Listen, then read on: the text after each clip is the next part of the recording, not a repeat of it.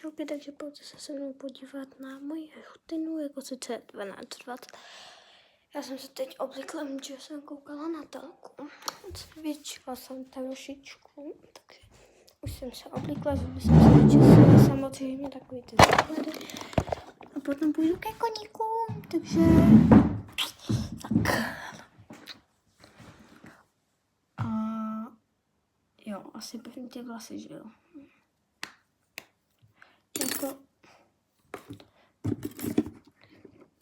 i když první musím si dát to, dokonce jsem si obličej čistila, protože jsem prostě už potom nechtěla to točit úplně, ale jestli chcete, tak vám to potom natočím někdy.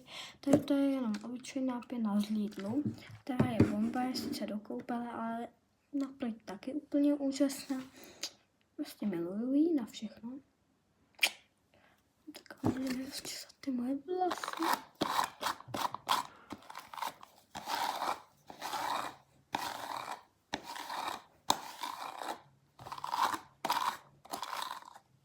Mimochodem chci doporučit tu ten hřeben. A tady mám tady smazaný nápis od Katě.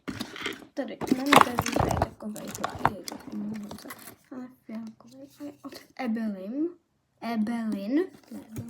nevím, kde ho mám kupovala, myslím, že v Německu, ale prodávají ho i v Mariánkách. Je teda úžasný, rozčesává, netahá to, fakt můžete vidět prostě. To je na rozdíl. Takže neuběhly ani 3 minutky. Já už mám takové vlasky, nebo půlku vlasu. Možná bude i pár dva, protože už to je skoro u konce, už to zbývá asi takový kousek.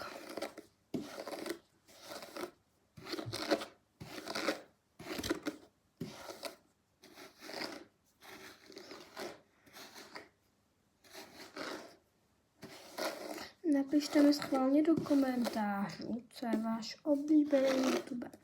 Já sama říkám jasnačka Jungles Dangles. A já mám taky docela ráda.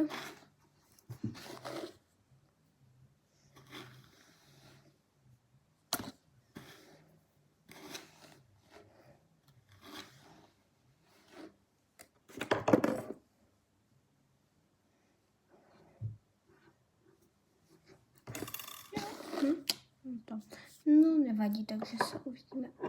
Pa.